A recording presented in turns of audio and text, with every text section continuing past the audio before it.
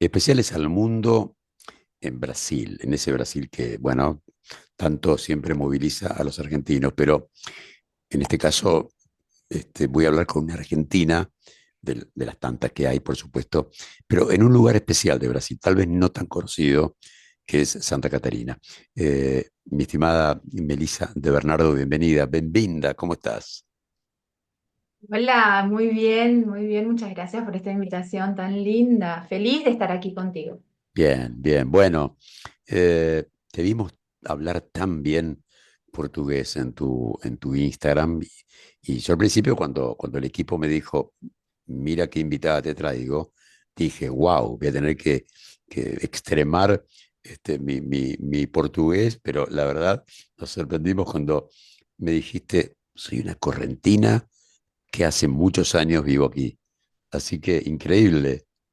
Sí, voy a tener que hacer la resalva de que más que Correntina, Goyana, porque Goya es como que un país aparte dentro de Corrientes. Ajá, ajá, mira, mira. Tenemos mucho orgullo de nuestra ciudad, tenemos la Fiesta Nacional del Surubí en Goya y la verdad es que lo vivimos desde una manera muy profunda, nuestra raíz goyana. Seguro, seguro, seguro. Fiesta en la que alguna vez estuve, te cuento. Sí, Sí, ¿pescás? sí. No, no, no, pero he comido rico surubí. Wow, sí, Así que, es hermoso, es eh, hermoso. Melissa, bueno, a mí me gusta mucho estos especiales al mundo porque son historias de vida que recorren, bueno, el hoy, pero además también el ayer, ¿no? Que es un poco lo que nos lleva a tu hoy, a tu actividad. Eh, Primero, ¿cómo llegaste a Brasil? Contanos, ¿por qué estás en Brasil? Es una historia larga, pero te la voy a resumir en algunas frases, si se puede.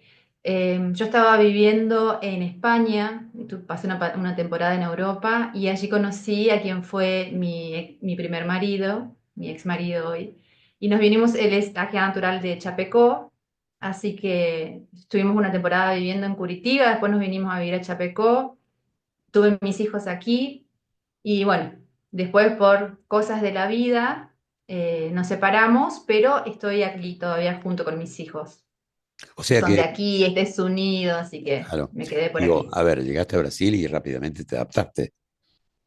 Sí, vos sabés que mi familia tiene una historia larga con Brasil, mis viejos siempre vinieron a Brasil. Me preguntan mucho porque doy clases también de español para poder mantenerme conectada con mi idioma natural. Siempre me gustó dar clases, entonces esporádicamente tomo algunas clases en algún instituto y doy clases de español y de portugués hoy para hispanohablantes. Ajá, mira, Y siempre me preguntan cómo empecé o cuál es la mejor metodología para aprender un otro idioma. Y la verdad es que yo a los 12 años más o menos empecé leyendo. Así aprendí el idioma, leyendo. Después, en contacto de venir mucho para Brasil, mi familia venía mucho. Ahí aprendí cómo sonaba esto en el día a día, cómo lo hablaba la claro, gente, las girias que le llaman acá, que son las muletillas, ¿no? El lenguaje cotidiano. Y en un tercer momento, cuando me vine a vivir, me tocó hablarlo. Fue la parte más difícil, pero fue muy interesante porque como tuvo ese proceso, digamos, ese encadenado, el aprendizaje con el portugués, tenía muchísima, muchísima teoría, entonces ya tenía un portugués refinado, tanto que los brasileros me lo dicen constantemente, que les parece que hablo muy bien, pero seguro. en cuestión gramatical, digamos, ¿no? Muy correcto porque aprendí leyendo. Entonces, lo que leemos está muy bien organizado. Y me faltaba una conexión neural, digo yo, que es oírme. Entonces yo hablaba y la gente se daba cuenta. Me tocó empezar a trabajar con atención al público, por ejemplo, y la gente se daba cuenta que no era de acá. Entonces me dicen, ¿de dónde soy? Y esa pregunta siempre me incomodaba. Y además hay algunas palabras, por ejemplo, cerebro, en portugués se dice cerebro. Y para mí, que hablo otro idioma, por ejemplo inglés, me resulta fácil entender por contexto. Pero en Curitiba, en San Pablo, que están un poco más alejados de Argentina, geográficamente, tenía esta dificultad de que no entendían por contexto. Entonces necesitaba refinar mi portugués. Y un día escuché, sin querer, en la tele, eh, estaba trabajando en la administración de una empresa y escucho una entrevista que se había hecho en Retiro y una argentina hablando en portugués. Wow, Y ahí hizo clic el cerebro. Ahí entendí la cuestión del sotaque, que ellos llaman, que es el acento cargado, así más. Y en fin, y a partir de ahí, eso fue en el año 2009, hacía poquito que estaba acá, que ya estaba radicada en Brasil. Y, y desde ahí me encargué de tener amigas que me corregían todo el tiempo y de hacer este trabajo fino de ir puliendo, digamos, el idioma. Y aquí estamos. qué bárbaro. Bueno, aparte, evidentemente, como todos los idiomas, tienen además las variantes de las zonas, de las regiones, que esto es un tema, bueno, Total. que lo vivimos en Argentina y en distintos países del mundo, ¿no? O sea, una cosa es Total, el español de Madrid y otra cosa es el español de Valencia y así, total. y eso es lo rico de, Acá es lo mismo, Guille, y te cuento que en el sur de Brasil tenemos Paraná, Santa Catarina y Río Grande del Sur, que es lo más próximo que tenemos a Argentina. Río Grande del Sur y Santa Catarina fueron ciudades que fueron estratégicamente pobladas, porque Brasil fue colonizado a partir del puerto de Santos, o sea, de Bahía, la región de San Pablo, de Río, Espíritu Santo, toda esa parte fue la primera colonizada. Ahí estaba el emperador, en fin. Y desde ahí empieza a crecer Brasil. Y esta parte sur fue estratégicamente colonizada. O sea, la corona tuvo una estrategia que fue traer a inmigrantes portugueses a claro, esta claro, región. Entonces, en Río Grande del Sur, en Santa Catarina, se habla un portugués un poco más, lo que nosotros diríamos más próximo de lo que sería de Portugal igual, o del claro, original, digamos, del idioma original.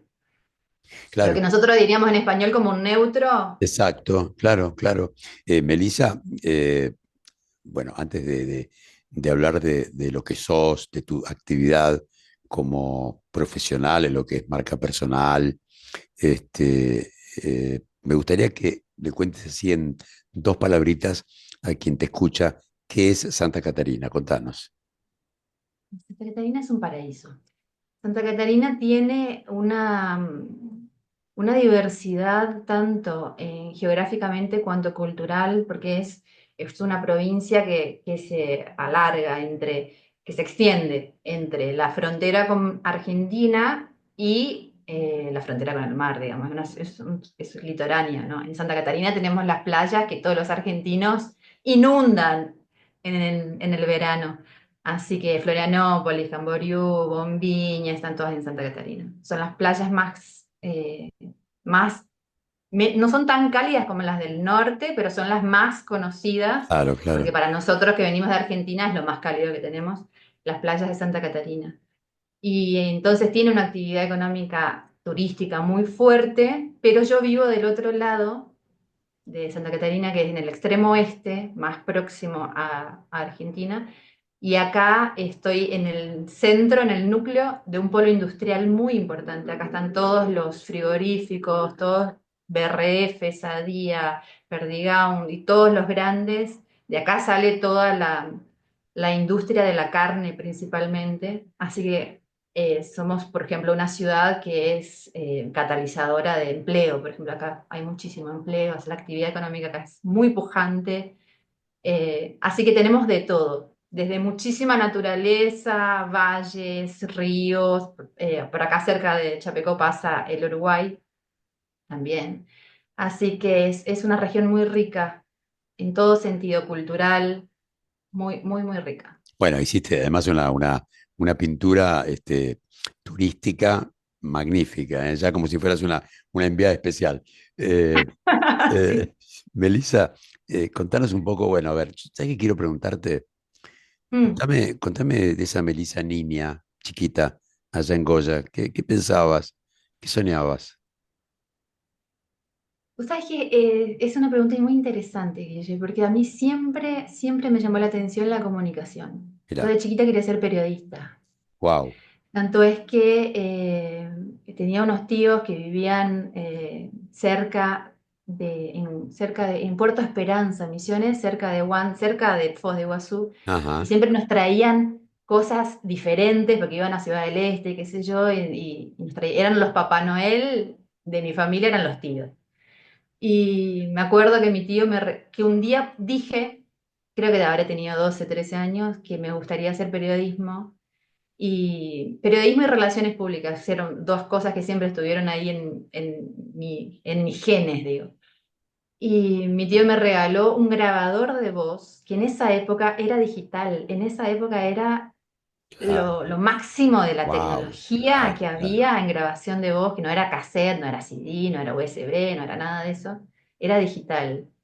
Me acuerdo y que lo usaba muchísimo y jugaba y practicaba. Claro, que era un juego en esa época, pero mis tíos siempre incentivaron mucho nuestros sueños también, ¿no? En mi familia siempre se incentivó. Eh, entonces, así desde chiquita siempre quise comunicar, siempre fui muy extrovertida, siempre fui muy dinámica en cuanto a eso y viví en una familia grande, así que era necesario saber comunicarse para ganarse un lugar. Claro.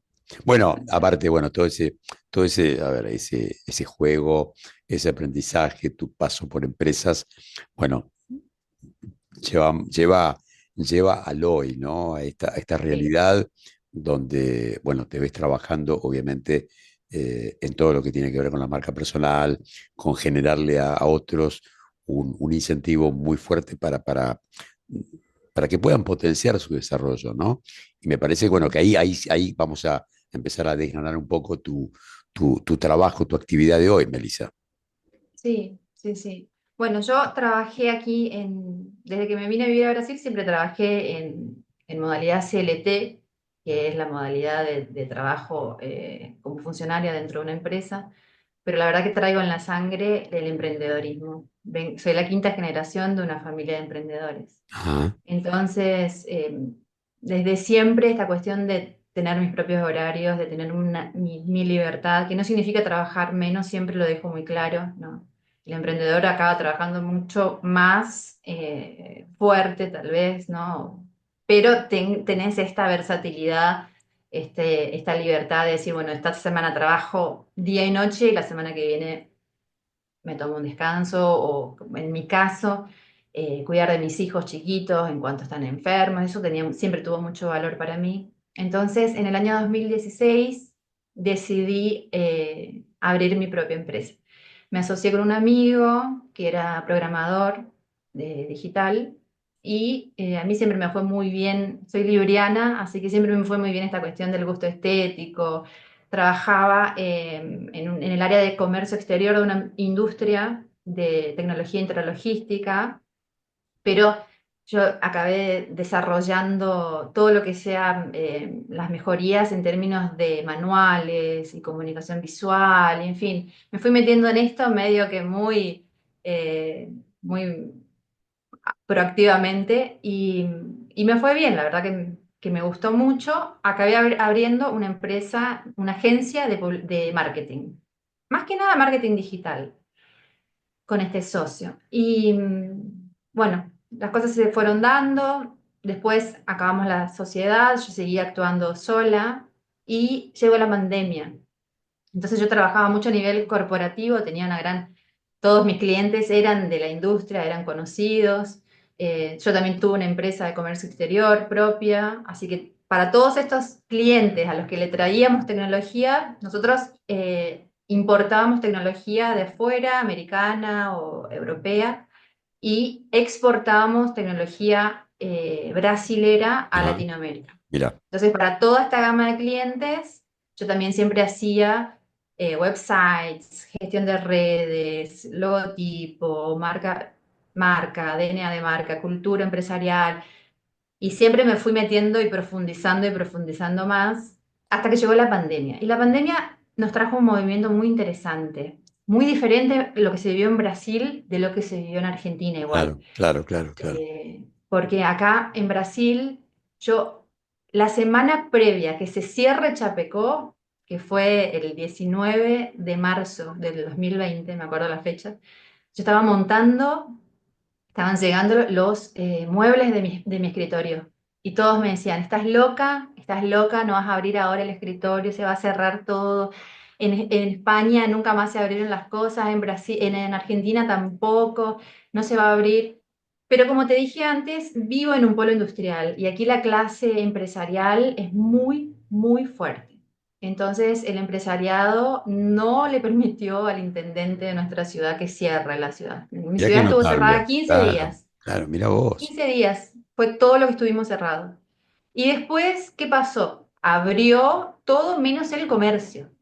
Pero nosotros como prestadores de servicios y todos los servicios esenciales seguían abiertos y las fábricas acá, la industria nunca paró.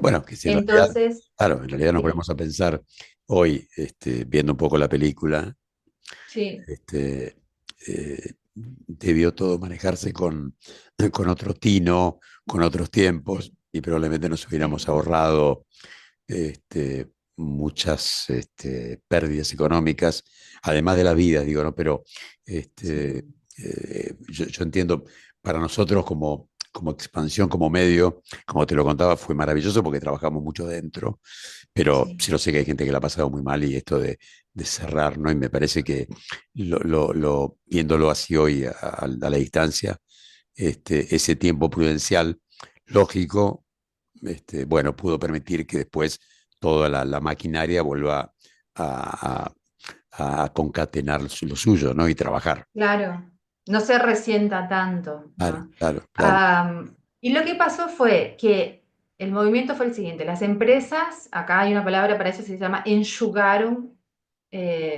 personal, o sea, se achicaron en términos de la cantidad de gente que podía estar dentro de la empresa. Eso Exacto. sí, eso significó para muchos profesionales, también sí, desligarse de sus empresas, profesionales como nutricionistas, contadores, abogados, fisioterapeutas, que estaban empleados dentro de algún departamento empresarial, pero que tenían una profesión de base que no la utilizaban o que la utilizaban solo para el currículum.